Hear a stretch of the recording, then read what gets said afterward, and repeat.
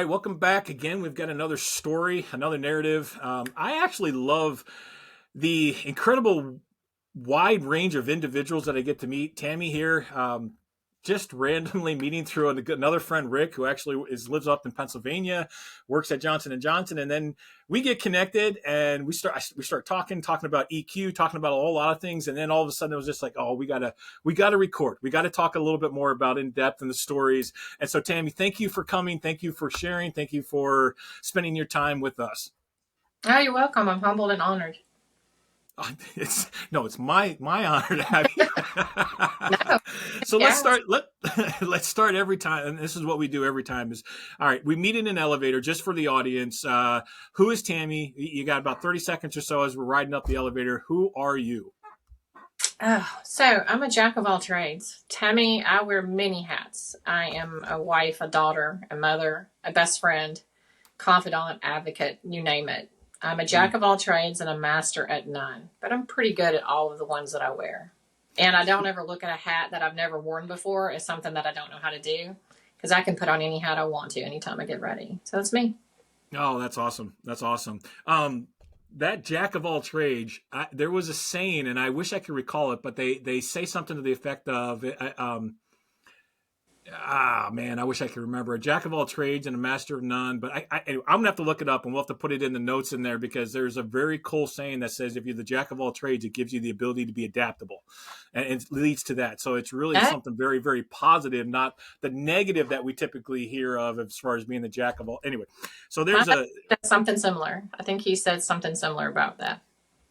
Yeah, so I'll have to find that and we'll figure that out. So, all right, let's go ahead and get started. What was it like growing up in the household? I know that you kind of had a unique growing up situation that most people probably would not believe, but yet that's your reality and that's the way that you lived. And so let's kind of dive into that because I know you remember you were sharing with me in the green room.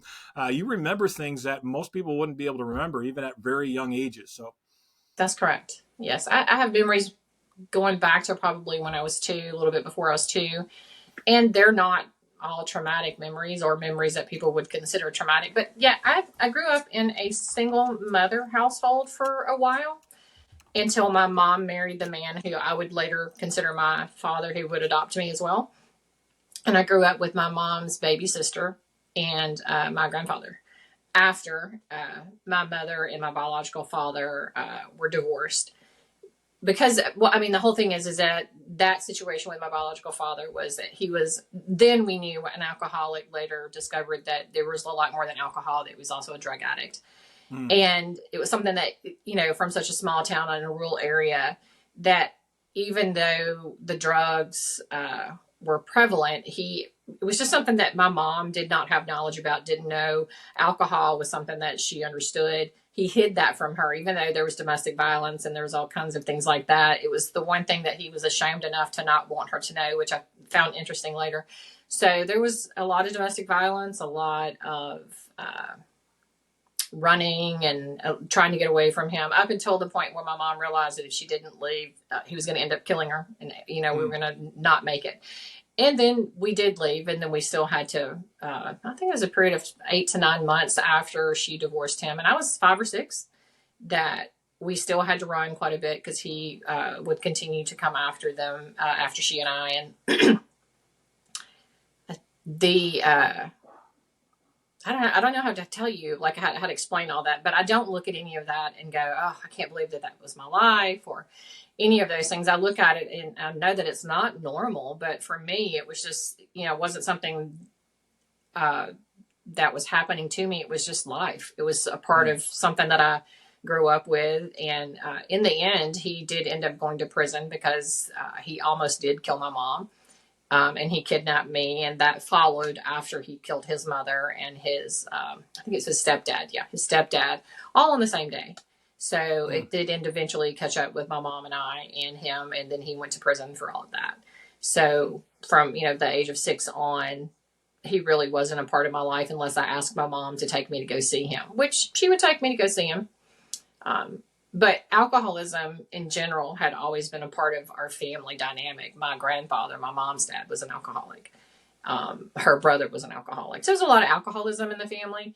And it was just something that I understood, but it was something that my mom managed to do a pretty good job of keeping me safe from. Like, I never got Yeah. hurt, nothing ever happened to me. It just, I just witnessed a lot of things.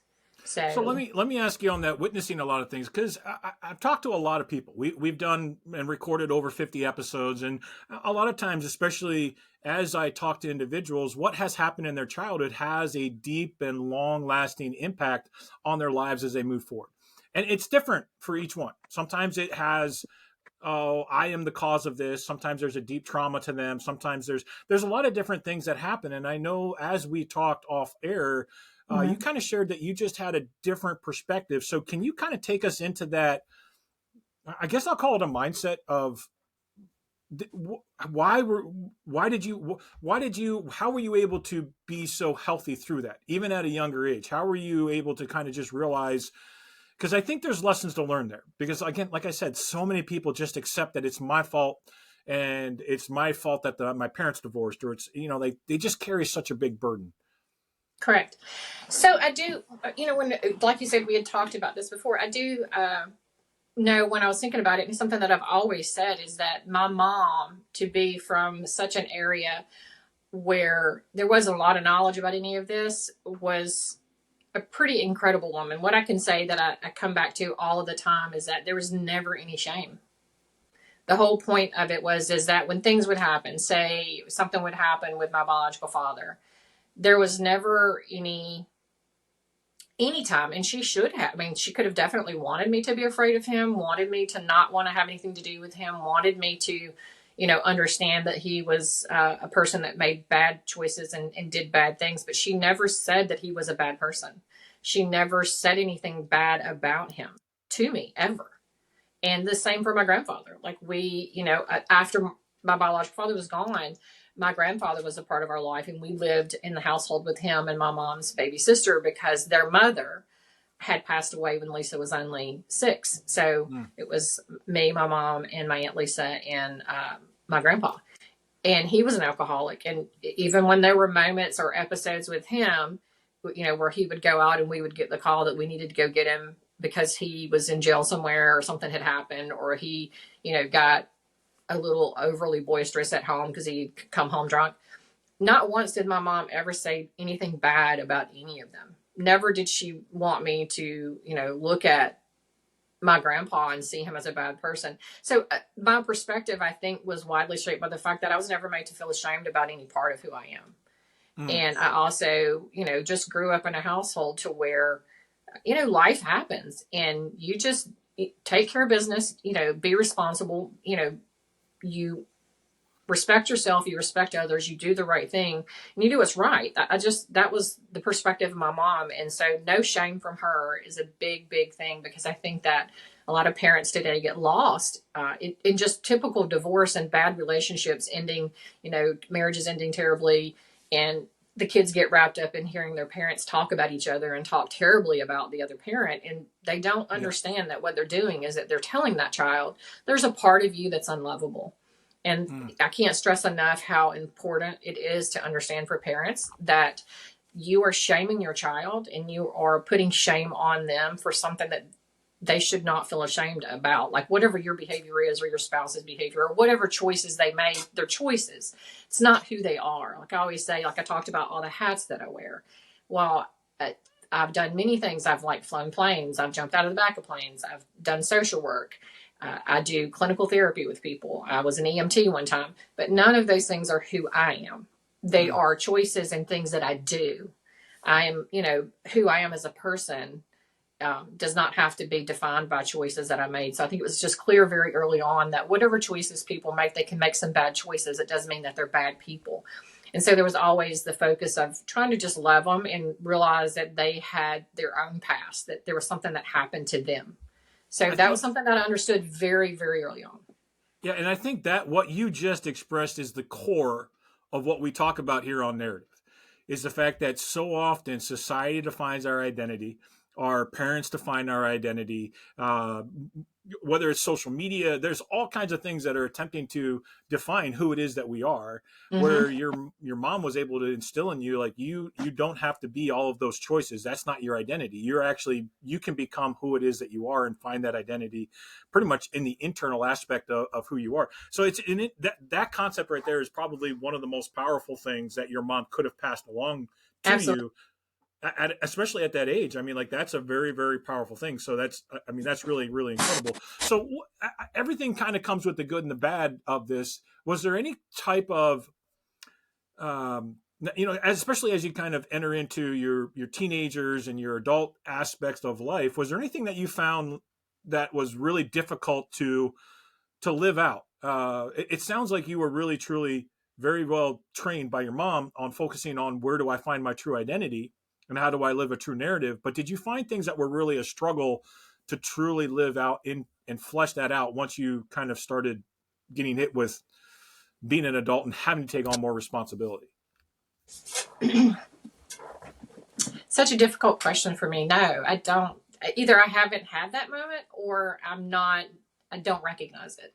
I think that I don't really think way far down the road. Yes, you have to plan. You have to, be prepared for the future. But I'm a person that lives for like the moment that I'm in and with the people that are present with me in that moment.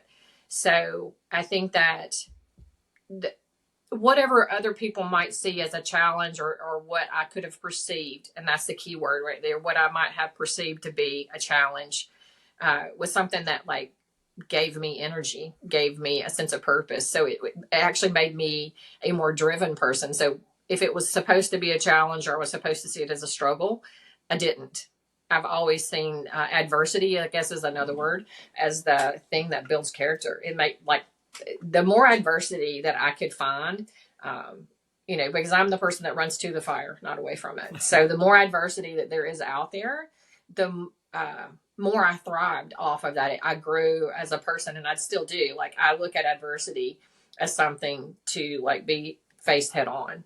To not, there's a lot of difficulty in life I see with people that I work with, clients that I work with, that confrontation or anything like that, they just turn and they run from it. And they feel like if they just, put blinders on, that it goes away. And that's just never been my perspective. I've always looked at, I looked at it as something that I got challenge, adversity, whatever you want to call it. I never looked at anything like that as a struggle. So either I'm not aware, I haven't recognized it, or it hasn't happened for me yet. Or you embrace it too. I mean, Yeah, I there's so did. many. You're right. Yeah, there's so many times when we look at it and somebody, again, especially with the amount of recordings that we've done, people will all of a sudden not expect a challenge and then all of a sudden get hit by a challenge. Whereas it appears that you are really expecting there to be challenges. You're expecting life to be hard, and therefore you just embrace that.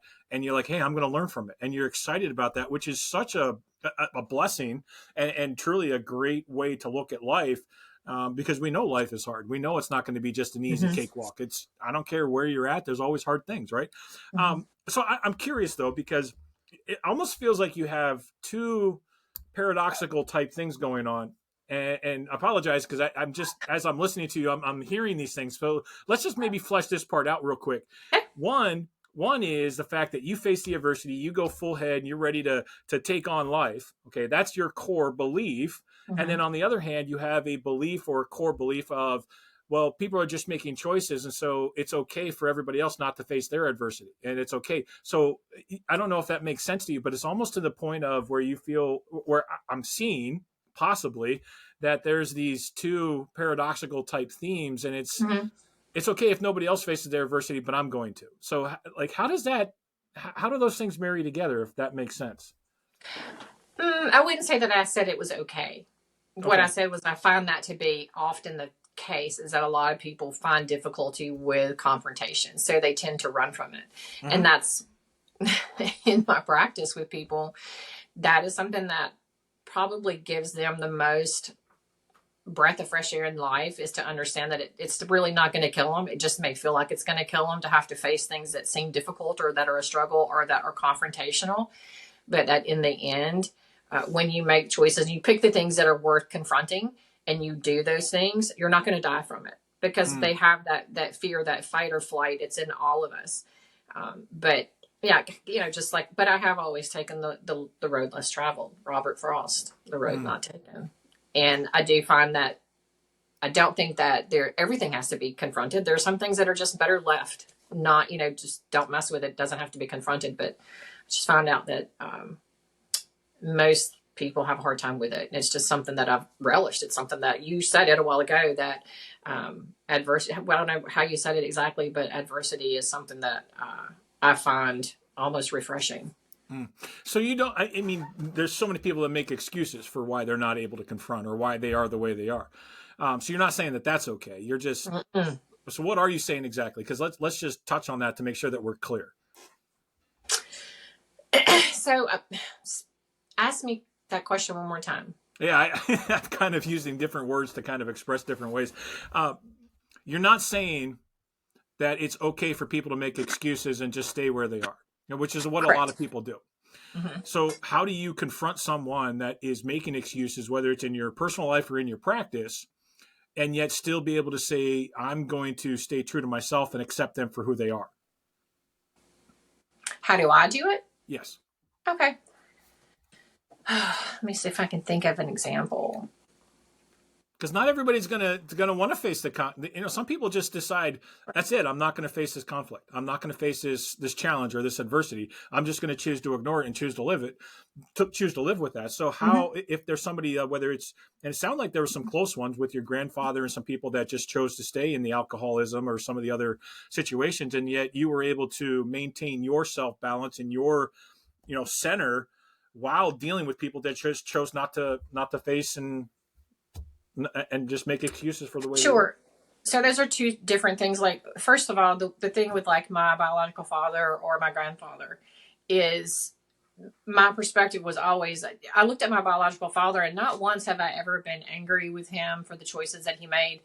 As I grew up, my mom was right. I remember asking her, why uh, was it that you never said one thing to me that was bad about him? You've never, and I could see why you would want me to be afraid. Because later I could visibly see her afraid when I would ask her to take me to go see him Mm. at, in jail and or in prison. And that was still young and still little. And she did it. She never flinched. She never said, I don't want to do that. She never, but I could see she was visibly afraid. So as a child, I understood she physically felt afraid, but she Yeah. never said a word to me. And she said, because I knew that you would grow up and learn for yourself. You would see and you would start to understand and think about things that had happened and understand for yourself what those things meant. And there are plenty of people out there who would be more than happy to remind you as well, because we were from a small town. So that was, Right. and that was her explanation for that. So, and she was right. I did. As I grew up, though, my questions always led me. It was something that I always knew that I make decisions based on my experiences. What were my biological father's experience? What was my grandfather's experience? By the way, my grandfather's dad was murdered when he was 9 years old, and his mother abandoned him with his two baby sisters to take care Mm. of. He couldn't read or write. My biological father had a mother who I remember as a toddler knowing and feeling she was an evil person and Mm. not a good person. And I don't say that lightly, because I think most people make bad choices and have bad behaviors. It's not who they are. She is one of those people that I remember thinking, and I still believe today, she's just wasn't a good person, and it is who she was. So I always looked at it from, what did he go through? Like, what was happening to him, or what was happening in his life that shaped the choices that he made and the way that he made those choices. And I happen to know, I know exactly how I'm like him. I recognize the parts of me that are exactly like my mom and the parts of me that are exactly like him. And I'm very thankful that I am like him. I just choose to do something different with my talents than he Mm. did. And I choose to, but I also didn't have an evil mother. I had a mom that was a loving individual who wanted the best for me and was going to try and, teach me how to be a strong individual and to make good choices. So, from that perspective, with those people, I never looked at them as, how could you have done this or what? I always looked at Marty, my biological father, with empathy. And so that's a big part of it. And I always looked at my grandfather with empathy. I think, I don't know what it would have been like to have been in his shoes, what I would have done, or Yeah. how I might, would have walked the walk had that been, the pair of shoes that were dealt to me. And so then with people who are in my life, and I'm sure if some of my best friends were here, because I have two that are very key in my life, your ride or dies, those are your people. And two of those people who are, I don't know what I would do without. So they are probably the people that get that accountability spectrum from me more often than Nice. anybody else. And I know that because it's not something that I shy away from, I am able to, and it has been kind of, I guess it's a gift or a skill, say things that other people don't want to hear Mm. and have them be okay with it and accept it and be happy about it. In some ways, my clients always had said that, which I found to be strange. But with my friends, like they, I'd always say to them, you can continue to ignore this, or, and it might work out, it might go away. However, here's what I suspect may happen, and then I think they've been through enough with me, because one has been like my best friend for 39 years. The other one's been my best friend for 33 years. And they're my family. They're my confidants. They're my people. So I think that they know by now that when I say to them, this is something that you need to confront, that they don't even hesitate anymore, because they know I wouldn't be sharing that information with them in the way that I did if it were something that was unnecessary. So over the years, I've probably had a lot of resistance, and resistance is a key word. I Yeah. usually say there are reasons why people resist. So before I Yeah. ever talk to people about confronting things, clients especially, I always talk about the reasons why we resist. Yeah. And it makes sense to them that, it's not really so much of an excuse as it's just resistance. And usually that's fear. Yeah. So, Yeah. For sure. For sure. So you said something here, and I want to jump into this. sure. You said I choose. So here it says I choose to do something different with my power. And so as we step into today and how I you live said your that. life, you said that. You said, and it's a Okay. great statement there. I mean, I love that statement. So I choose to do something different with the power that I got from my dad and from the power that I got from my mom. That's basically what you said there, and it was a great statement. But as we Mhm. step into how you live your life now, what is it that you choose to do different with the power that you've been gifted? How do you live your life? What are the habits and the routines? What's that choice like? And can you kind of take us into your daily walk and your routine, Sure. things like that? Sure. So the way that I know that I handle it differently is that I believe that Marty wasn't able to look outside of himself. He was very self-centered and focused on himself. So he didn't recognize that, what he was doing was hurting other people by being so focused on himself. And I choose to use the skills and the talents that I have to bring positive energy into other people's lives. I focus on how can I make other people's lives better. It's something that my adopted dad and my mom modeled very well for me. I was 13 or 14 when he came into our lives, and he was a brilliant person, and he and my mom modeled what it meant to like get up and not think about yourself, to know that there's somebody else in your life that loves you enough to focus on what your needs are. You're going to meet their needs, they're going to meet your needs. So I wake up, and in the mornings I think about, like, how can I make my husband's day better? How can I make my daughter's day better? How can I make my mom's day better? Our pets, anybody. What can I do today that's going to make somebody else's life better? And that always makes my life better. It Mm. always makes me a better person. It always makes me grow. I mean, that's what I do, is I use those things. Because Marty was a very intelligent person. He, was very smart. He graduated from school early, and I recognize that I have, some of that. I chose to use it to help people and not to hurt people. Mm. So, what can you walk me through some of those things, like a physical example of how you're doing that?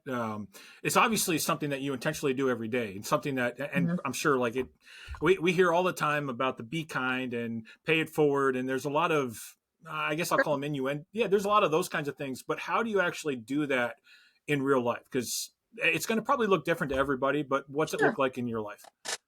So some things are small. I mean, I often say that the littlest things make the biggest difference.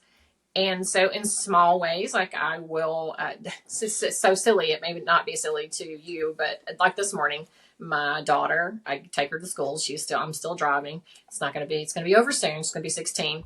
But I adore her friends. She has a good group of friends that I love these young girls. They are smart and talented, and they're just good girls. And I focus my day. I start off by focusing on what can I do to like brighten their day a little bit. So I get up and I had them choose 2 days a week because I can't do this 5 days a week. There has to be some kind of boundary. And to I love that. have Love me with like boundaries. That's perfect. I love that. boundaries are exactly how I keep myself healthy. As I set boundaries for everything. But is to either do like a frappuccino or some kind of coffee drink or a hot chocolate, and it's nothing big, but to start their day, it brightens their day. I'm so sorry about that. It's a text message. I apologize. It brightens their day, and um, it makes their day better. And so I'll, like this morning, they got chocolate cherry frappuccinos, and they happen to be good for them too. They also are low in calorie and low in fat and have plenty of nutrition and protein. So it's little things like that. You start your day out meditating a little bit. I can't say that I pray every day. I should start my day off by prayer, but there are just things that are important that I do for people throughout the day that are little things. And then there are big things. I am an empath. I'm a person that can see when other people are in pain, whether it's somebody that I know or somebody that I've never met before. I have always made it a point to never, if I feel like I need to call, my aunt and say, I'm so sorry, I apologize about this. I have got to turn that off. It's my computer that's making that noise. I'm sorry. Let me see if I can, hold on 1 second. There we go. Hide alerts. That should do it, I hope. But I think my computer is what's connecting to it. It's all right. It's real. It's love. It's fine. Let's just okay. Go. So I lost my train of thought. But one of the things that, like, if I see somebody in pain, I learned a long time ago, or I shouldn't say I learned a long time ago. It's just something that I've always felt you need to know, or that people shouldn't. If you think you need to call somebody and tell them you love them, or you're thinking about them, don't not do it. Do it. If I see somebody at the grocery store and I can sense pain and I can see that they are sad, smile at them and say, I hope that you have a better day. I sense that you're in pain. I know that freaks some people out, but that's who I am as a person. I pick up on the energy of other people. It's what makes me a good therapist and a good clinician. It's also what helps me to be aware of micro expressions when I see people. I can see those little expressions that other people don't see, and I don't ignore that. I take that, to me, is important. That's a human factor. That's a human being that matters. Mm-hmm. So any chance that I have, I do that, whether it's big or little, and I've never had a stranger look at me and go, "You're out of your mind. What are you talking about?" Most of them will say, "Thank you. I have no idea how you know, but you have no idea that made my day so much better." And so anytime that I've ever said something to a total stranger like that, I've been right. So I have heard this over and over again of those that have come through the show. They've said it's unbelievable what the comment from a total stranger and how much it can actually change the entire day or change everything that I've been doing. And JD, I recall that was one of the things that he said. He was going through a really rough time, and he said somebody just randomly said, "Man, I see you, I hear you." And it was just so that's really, really. So let me ask you this question. I have a good friend, Jordan Rayner, and this is always interesting to me. It takes time to be able to stop and say something. It takes time out of your day. Mm-hmm. And we just mentioned earlier, it's love with boundaries. So do you build margin into your day to allow for those kinds of things? Or is it something that you have that you're just, it's always interesting to me because Jordan says he does this. He actually makes sure he very specifically does not schedule things back to back because he knows that there's these times throughout the day when he feels the call, the need to say something kind to a stranger or take a minute with somebody. Mm-hmm. So how do you do not that? let that overwhelm me? Yeah, exactly. How do you not allow? Well, there's two things. One is how do you not allow it to overwhelm you as far as your time, and then two, how do you not allow it to overwhelm you in the amount of a lot of people take on those feelings and take on that emotional baggage, sure. And then they just carry it with them. So how do you sure. not do that and be able to still stay true to who you are? A lifetime of learning. But I will say this. So being an empathic person or somebody that really has a strong sense of empathy, maybe more than the average individual, it is something that you do have to focus on. As I'm older, I'm not, age is not significant to me. It's like, thank goodness I got to live another year. So being 53, I'm totally proud of that. I'm like, whew, okay, made it another year. And I think I look good. So, not worried about the age problem, but the day-to-day grind, like for instance, I make things throughout the day for myself, like that, like I want to bake bread today, so it's a craft to me. It's something that I do for myself. That's a craft that gives me a lot of pleasure and enjoyment. I may take time out to color or draw, like something really, or I may decide that I need a couple of weeks to just go and check out everything all together and go build a piece of furniture. And I may do that. I know when I need that time, and I will take it, because for me, not only is, I love the human condition. I love people. I love everything about life in general and just the energy of other people. But I also love myself.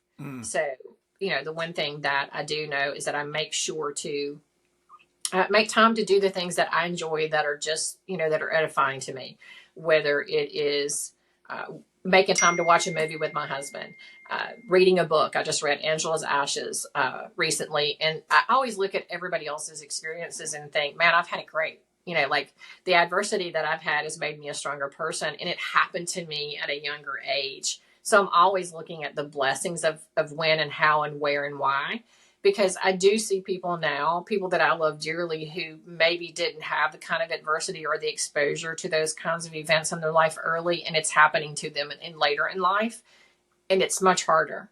Yeah. It's much harder to experience those, because death is a part of life. But I had a lot of death in my younger years.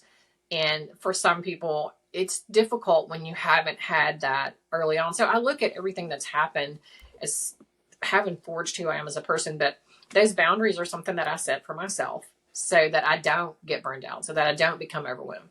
But the key factor in all of it is that no matter what I say to a stranger or what I may do with a client, anytime a client comes back to me and says, thanks, you have no idea how much you've helped me, I haven't helped anyone. I've done nothing to help anyone. I share knowledge, I share energy, I share information, and people have to help themselves. So I've never looked at it as my responsibility, or that it's something that I could do or not do as to whether a client or anybody else had a victory, or they did what they needed to do to get better. That's all their success. That's their successes. And if they choose not to do or not to try to use the tools that I have shared with them that might be able to help them, that's their choice. And that's not my responsibility. So I've always said to people, no, you don't thank me. You need to thank yourself and be proud of yourself. You made a choice to do something, and I just shared information. That's all I did. Yeah. So people's successes and failures are never my responsibility. I'm the only responsibility I have is me. Yeah, that's really. And I take that back. I say, as a parent, I take that back. As a mom, I am completely responsible with making sure that I pass on all the positive ways I know to be able to cope. And when I make mistakes, is to be able to go back with my daughter and say, I really messed that one up. I need to correct that, and for her to understand that failure is what she'll learn from the best, and that's probably. So she is something that I do. That's my responsibility. She is out. My husband and I share that responsibility, and we take it quite seriously. Right. So yeah. So as we conclude here and looking at this, if you had one thing, especially for those that are listening, what would be that one thing you would hope that somebody would take away from our conversation today? That what you perceive to be true is true. And perception is changeable. That you're not the choices and behaviors that you make. They don't have to define you. And we see these on Instagram or on social media. We see things that say things like this all the time, that you are not your behaviors, and that you can change that. And that the best thing that you can do is fail in life, because you can learn so much more from failure than from success. Yeah. And just always just be true to yourself, set boundaries, and know when to take the road less traveled and go against the grain. Because, sometimes facing those things that seem the most difficult in life have the best outcomes. And, and I do tell my daughter, I do tell her all the time that what I want for her more in life than anything is to fail. And I know that might seem odd, but failure is is not an option. It's the best learning mechanism that you could possibly ever have. Yeah. So true. And I will say this, like there's a couple of things like Invictus is one, Robert Frost, The Road Not Taken is one, but Chief Tecumseh said something, and he there's a part of some words of wisdom, and I don't know if you've ever read the words of wisdom from Chief Tecumseh. If you haven't, you really should do so. But one of the things he says is that when you arise in the morning, give thanks for the food and for the joy of living. And if you see no reason for giving thanks, the fault lies only in yourself. So that's exactly what I just got through saying, is that whatever's happening in your life is a choice, and you have the ability to change those choices. And if what's happening is not working, You can do change something it. about it, make a change. Yeah. Yeah, absolutely. So I know that you do a lot of businesses. You have a lot of. Let me give you that statement because I actually looked it up while we were doing this. So the full saying is: a jack of all trade is a master of none, but oftentimes is better than a master of one. Which there's a lot of positivity in that. So I love that. Anyway, how can people get in contact with you, especially if they resonated with you or were listening and say, hey, you want to hear some more? And I know you do some training facility stuff. I know there's a lot of things that you do. So how can people get in touch with you? I do have an operations email. So Arena Training Facility is something that I share in conjunction with my husband. It's a business that we own, another business that manages that particular business. So the website, which is arenatrainingfacility.com, has the ability, when you reach out on that website, it comes directly to me. I am the operations manager. So that's one way to reach me, probably the best way. Right now, I am not taking any more clients on privately or individually. So there is not an avenue to reach me in that way right now. Right. So, but if you did have a question or there was something that you might want to ask me about anything unrelated to Arena, you could still reach me through the operations email. Perfect. Operations@arenatrainingfacility.com. Perfect. And we'll put that in the notes for those that are listening in case you missed it. We'll definitely get that down. Again, thanks for spending some time. And this conversation was different than a lot of ours, but I think it's a healthy conversation. It's a positive conversation and a way to show truly, I believe your mom was a spectacular mentor for you. And She is a spectacular mentor. And I think that's why you learn so much at an early age. And it just shows the power of how, or the reason why parents need to be involved in their kids' lives. And I think we mentioned that just briefly, but it again reinforces those that are listening, man, be conscientious of what you're doing to train your kids, because it will leave an impact for the rest of their lives. Again, thank you. Thank you so much. So for those that are listening, I do want to say one more thing. And the fact that if something that we said or Tammy said or anybody said resonated with you or changed or left an impact, that's one of the things that really truly fulfills us, is when you comment back or you talk back to us and say, hey, this really meant a lot, because that really, again, allows us to feel fulfilled, for lack of a better word. But that's why we do what we do. And so until the next story, keep writing and crafting your narrative, because everybody's narrative is critical, it's important, and it's truly something that you can choose to create.